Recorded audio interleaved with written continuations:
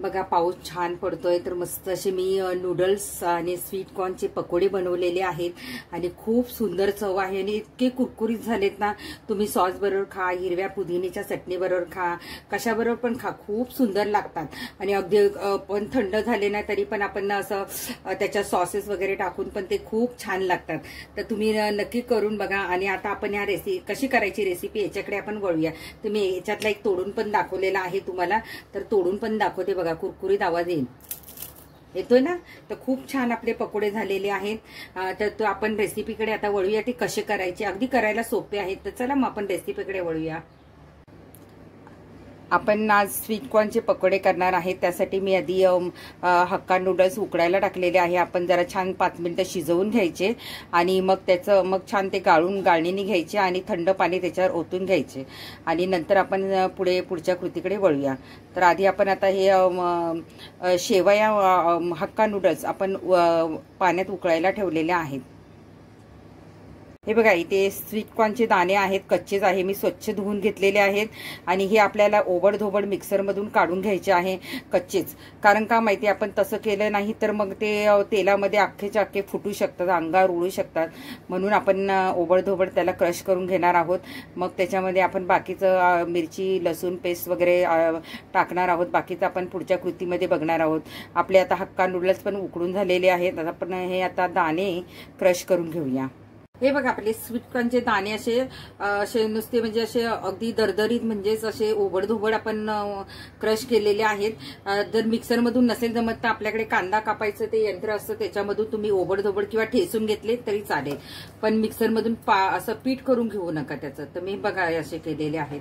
तर ह्याच्यात काय करायचं, आपल्याला कांदा घालायचा उभा चिरलेला. मी 2 कांदे चिरलेले आहेत उभे. त्याच्यानंतर आपल्याला थोडी कोथिंबीर घालायची आहे. त्याच्यानंतर इथे मी काय केलंय, हिरवी मिरची लसूण आणि आलं याची क्रश करून म्हणजे मिक्सरमधून ओबडधोबड हे पण वाटून घेतलेलं आहे. आणि कोबी, याच्यामध्ये तुम्ही आणखीन कोबी घालू शकता, ते सिमला मिरची घालू शकता, अनेक भाज्या घालू शकता, गाजर घालू शकता. आता माझ्याकडे जेवढं होतं तेवढं मी याच्यामध्ये घातलेलं आहे. हे छान आपल्याला एकत्र करून घ्यायचंय.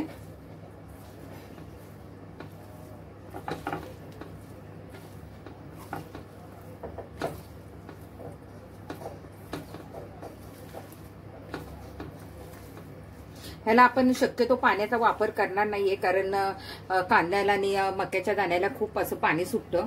ह्याच्यानंतर याच्यात आपण घालणार आहोत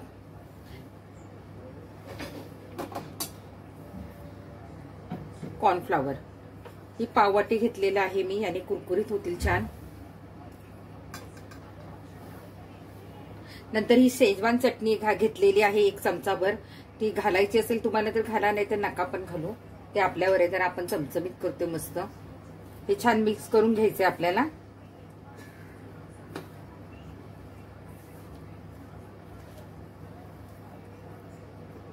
त्याच्यानंतर याच्यात आपल्याला चण्याचं पीठ घालायचं आहे. हे लागेल तसं आपण घालायचं. आपले व्यवस्थित पकोडे झाले पाहिजे. आणि आता हे आपण मॅगी मस्त अशा थंड झालेल्या आहेत, आपल्या सुटसुटीत झालेल्या आहेत, त्या पण आपण घालणार आहोत.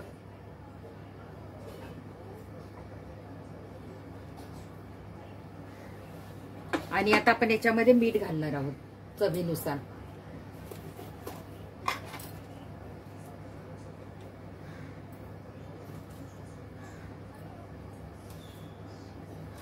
तुम्हाला चण्याचं पीठ नसेल वापरायचं तर तुम्ही मैदा पण वापरू शकता.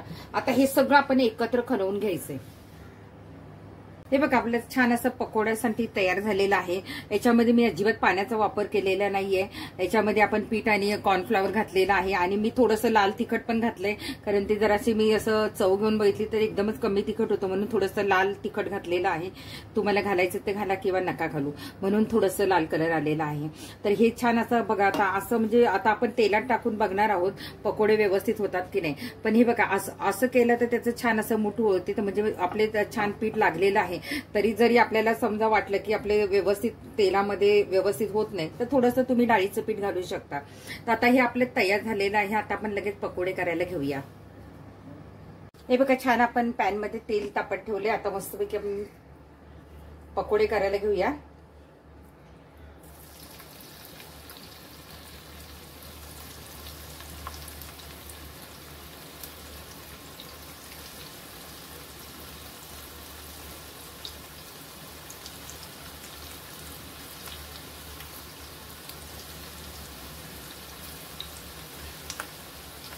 ह्याचे कॉर्नचे दाणे कधी कधी उडतात, तर जरा सांभाळून करायचं तुम्ही.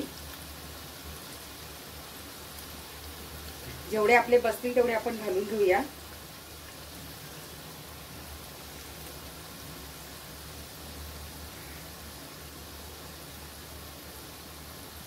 इथे एक बसेल आपला. आता हे छान होऊन द्यायचे आपल्याला. मस्त असे कुरकुरीत होऊन द्यायचे आपल्याला छान असे. गॅस मीडियम वर ठेवायचा आहे आपल्याला.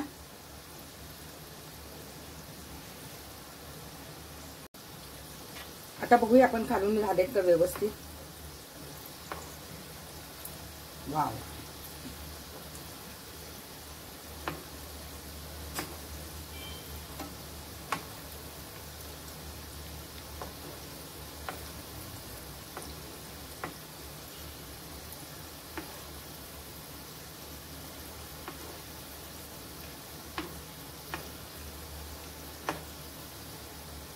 छान असा मस्त असं आपल्याला कुरकुरीत करून घ्यायचा आहे.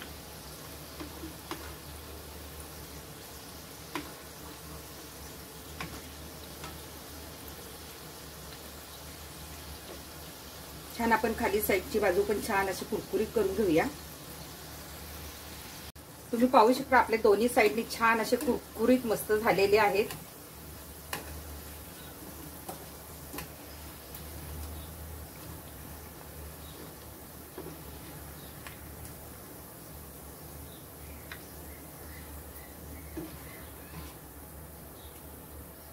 बघा छान असे आपले कुरकुरीत झालेले आहेत मस्त. आता असेच आपण सगळे बाकीचे पण करून घेणार आहोत. बघा तुम्ही बघू शकता किती तुम्हाला कुरकुरीत दिसत आहे बघा जवळून. आता मी बाकीचे पण घेते करून.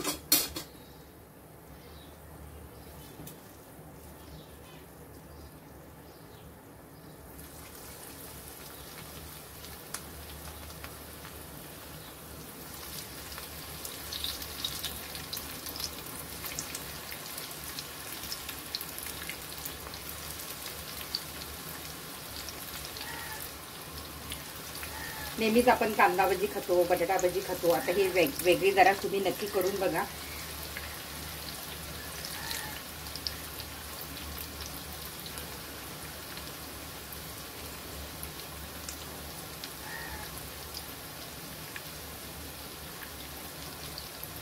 आणि घाई करायची नाही, छान असे होऊन द्यायचे आपल्याला मस्त. हे बघा आपले दुसरे पण छान असे तळून झालेले आहेत. मस्त असे कुरकुरीत तुम्ही बघताय, कलर वरूनच तुम्हाला कळेल की कितीही कुरकुरीत आहेत.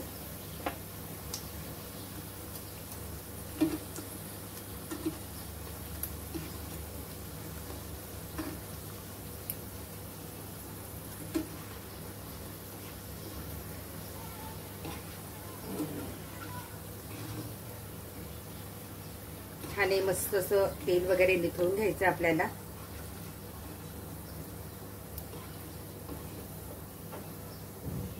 बघा बघा किती छान कुरकुरीत झालेलं आहे. तुम्हाला इकडल्या भजीचा एक आवाज पण ऐकून दाखवते बघा.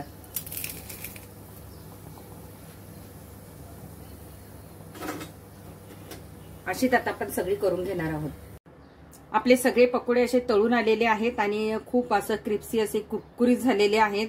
आणि ते मस्त असे सॉस बरोबर मी खाणार आहे. तर मी तुम्हाला वाजवून पण दाखवते असा कसा कुरकुरीत झालाय बघा. छान असा कुरकुरीत झालाय तो. आणि तो तुम्ही सॉस बरोबर खा, चटणी बरोबर खा. तर मी इथे मस्त अशी एक चटणी आहे, तर मी सॉस बरोबर चटणी बरोबर खाणार आहे. ही बघा इथे मी चटणी बनवलेली आहे, ती त्याच्याबरोबर मी खाऊन बघणार आहे. आवाज येतो का बघा. छान कुरकुरीत झालेला आहे. तुम्ही नक्की करून बघा. आवडले तर लाईक करा, शेअर करा. स्नेहलता तर लाईफस्टाईलवर जाऊन नक्की बेल बटन दाबा आणि याची रेसिपी बघा. Bye bye. झाली भजी? भजी सुंदरच झाले सगळ्या. वा वा वा. सगळेजण भजी एक नंबर. वा.